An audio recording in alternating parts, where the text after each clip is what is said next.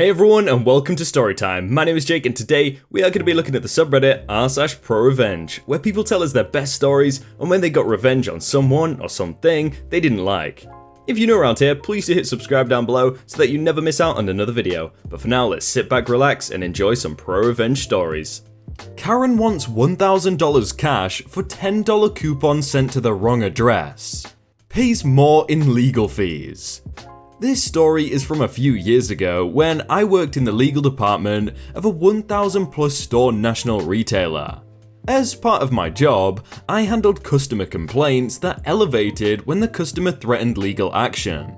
Our customer service call center forwarded Karen's call to me after she threatened legal action. Karen left a message claiming that she was not provided $10 in customer reward coupons, spent $200, receive a $10 coupon in the mail sort of thing. This was before apps. Based on her purchase of clothing for her son and daughter for back to school. I looked into it and called Karen back. It turned out we had an old address associated with her rewards account. No big deal, right? I spoke with Karen and offered to send her the original $10 coupon and an additional $25 for her trouble to the correct address. That did not satisfy Karen. She claimed we should have known her address and threatened to sue us if we didn't pay her $1,000 in cash. Her rationale was that it would cost us at least $1,000 to defend the suit. She was in a state in which our company did not have any offices, so we should just pay it to her. I declined, but still forwarded her the $10 coupon she was entitled to pursuant to our rewards program. Sure enough, she sued us for breach of contract, fraud, and any other conceivable charge. I went to my boss, the COO, and told him the story. He asked what I wanted to do. I said I'd rather pay legal fees to a defense attorney than pay Karen, and he agreed. I contacted outside counsel, our awesome attorney, explained the situation to him, and I kid you not, he said in a southern drawl, "I get to sue Karen? I should be paying you guys." There are a lot of lawyers in this legal community who would love to sue her, as she is reckless, unpleasant, and a total pain in the butt to deal with. I'll gladly take your case. He agreed to defend us at a reduced rate. Part of our defense strategy was to countersue her under the state's frivolous lawsuit statute, which would move the suit from small claims court to the larger civil court. Awesome Attorney filed our answer and counterclaim. Although Karen was an attorney, she was not a defense attorney, so she had to engage her own attorney to defend against the counterclaim. After a couple of hearings, she offered to settle for no more money exchanged. She didn't even get the extra $25 coupon I offered her, and the dismissal of both suits. I talked with Awesome Attorney about continuing our claim, but he advised it would probably be worth settling and being done with it rather than being vindicative. Although vindicative would have been fun, courts tend not to like that, so I agreed. My company ended up paying Awesome Attorney $900 in attorney's fees. Awesome Attorney later called and told us that the attorney Karen engaged charged her $1,700 to defend the suit.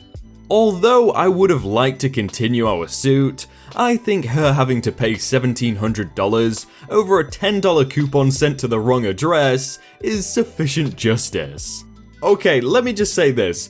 That has got to be the worst job ever. So you're dealing with customer service from only the people that have got mad. So you're not even getting the nice customer service people that like have a nice day or whatever, they say that to you. You're literally getting only Karen sent through to you.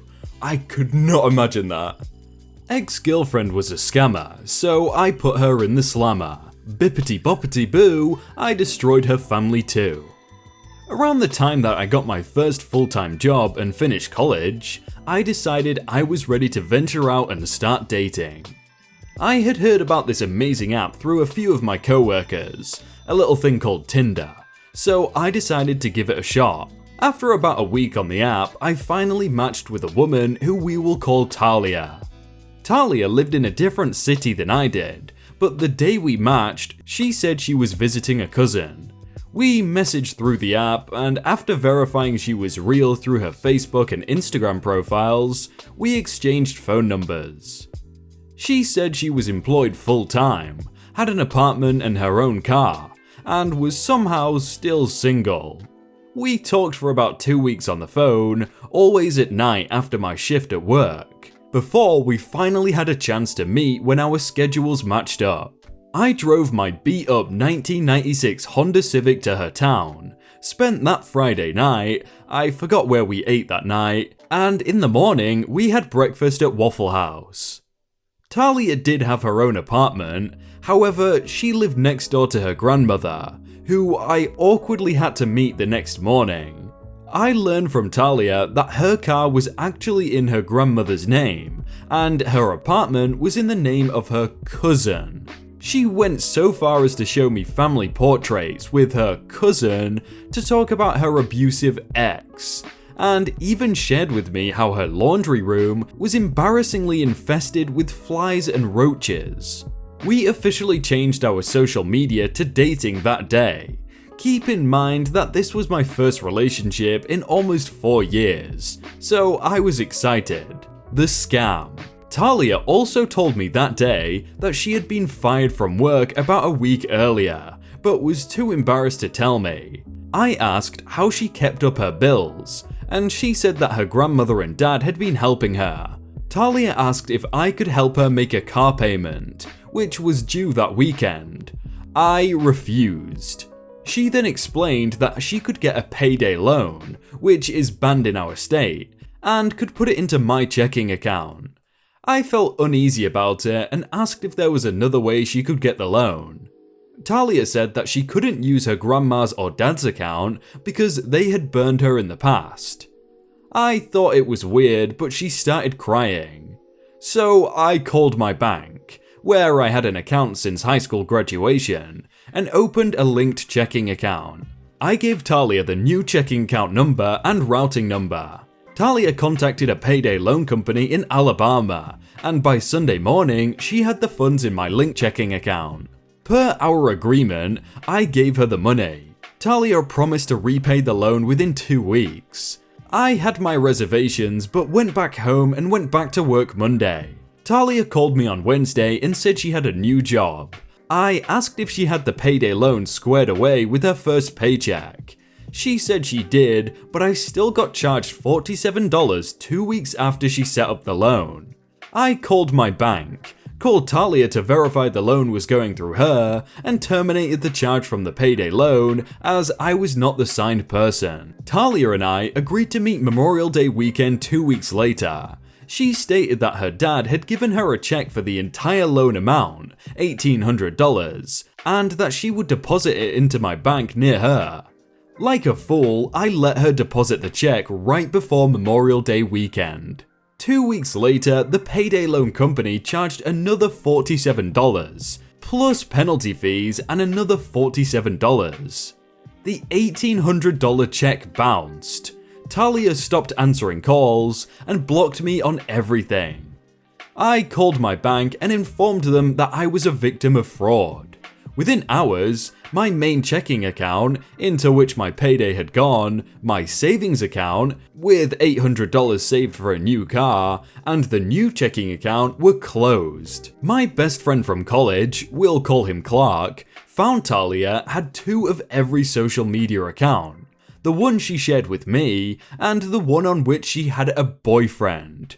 Her cousin, from her family photos, was actually her boyfriend, since high school. Talia was 22 or 23. Her boyfriend, we'll call him Jason, was put in prison, but from their social media posts, she was visiting him once a month, minimum, and had plans to marry him. I spent days trying to get back my accounts and my money. One of the representatives from my bank, and Clark and my mum, advised that I should press charges for fraud. My bank mailed me a copy of the bounce check for criminal investigation purposes, and it showed Jason's name and not Talia's father's name as the owner of the check. That's when I decided to get revenge. As mentioned before, Talia's apartment had a minor infestation of roaches and flies in her laundry room. While I went through legal agencies to pursue pressing charges of forgery on the check, fraud, etc., I found the name and phone numbers of Talia's apartment complex. I left a message for the apartment complex management that Talia and her grandmother both had filthy apartments. Within a week, Clark showed me that Talia had posted a request for temporary housing for her and her grandma, since her parents wouldn't let her move in. Talia's payday loan company began calling me, as Talia had given them my phone number instead of hers, and they had not received payment yet. I was still reviewing my legal options at the time. One day, I answered and notified the rep that Talia had fraudulently used my checking account. The rep who called me transferred me to their legal department, who was very interested.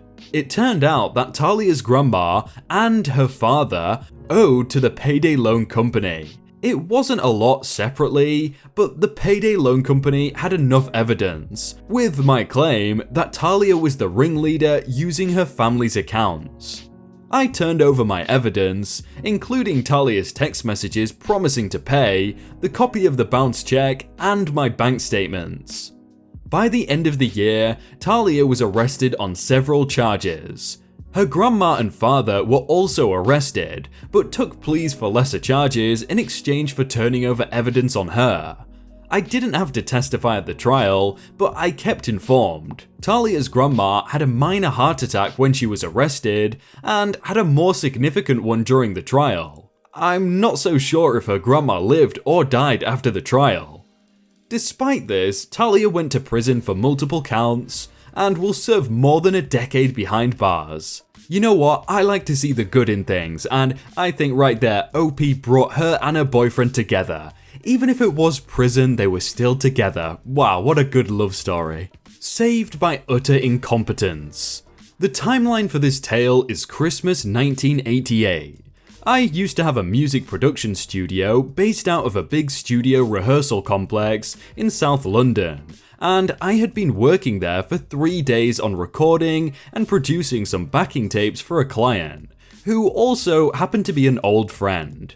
The last day we spent working on the mixdowns, and at about 9:30 PM we decided to take time out and go to the local pub for some refreshment, rest our ears, and generally chew over what we'd done. While we were blowing the froth of a couple, my old friend Alex and his girlfriend turned up. We all knew each other, so decided to carry on until closing time. Since it was getting late, I suggested we all go back to the studio, listen to the mixes we'd done, and call it a day. As we were walking down the corridor, we came across the rehearsal studio's manager, a person of staggering arrogance and ineptitude, and a frequent thorn in my side, who was restocking the beer machine in the green room. I told him that we were just going downstairs to my studio to listen to what we'd been doing and wrap things up. I also told him not to lock up before checking in with me first. So we all settled down and listened to the first track. At the end, Alex had to go to the loo, so he went off in search of relief while we carried on. The second track had barely started playing when he came back in and said that all the lights were off upstairs, and furthermore, the security doors in the upper corridor were all locked. What? Thinking he was winding me up, I went up to investigate, and sure enough, all the lights were off, and the security doors closed up, tighter than an anxious sphincter attempting to rein in the purgative effects of a thermonuclear grade vindaloo. Going back into the studio, I tried to call the studio owner, but got no joy. So we sat there for a while trying to work out what on earth to do. Alex in particular was rather concerned, as he was due to fly off to the Middle East first thing in the morning to shoot a commercial. Eventually, I decided the only hope was to call the fire brigade and get them to come and rescue us. 20 minutes went past. no fire brigade. 30 minutes, still no joy. By this time, I had lost my patience, so grabbing my toolbox, I went upstairs to the fire exit, which had been chained up, and proceeded to dismantle the entire emergency panic bar exit mechanism from the inside. I eventually managed to get it open, only to be confronted by a big burly fireman about to lay into the door with a large fire axe. Fortunately, I managed to avoid being sliced in two by the simple expedient of stepping rapidly to one side. The rest of the firemen entered and checked out the rest of the building, while I regaled to the lead officer of our own tale of woe, much to his evident amusement. Despite his amusement, he was absolutely furious with the clear violation of basic fire safety principles, and told me he'd be back first thing in the morning to give the owners a right earful because there was a strong case for prosecution over the incident. As you might imagine, I was not best pleased with the entire farrago, so the next day around noon, I stormed into the main studio's office, thundercloud in tow and breathing fire. Ironic, really. And in front of the studio owner and his wife, proceeded to lay down some serious invective upon the head of the hapless studio manager, calling into question his dubious parentage, and threatening to attach his gonads to the output terminals of the largest Class A power amplifier I could find, if there was ever a repeat of the entire sorry debacle. The studio owner was none too pleased either, a massive understatement, having been read the riot act by the fire brigade. He was also furious that in order to deal with the huge legal fallout from the incident, he'd have to cancel the flight he booked to the States, which meant that he and his wife weren't going to be able to visit their family until New Year. The flight the studio owner and his wife was booked on, but had to cancel, was Pan Am 103. Wait, what? What was that ending? What?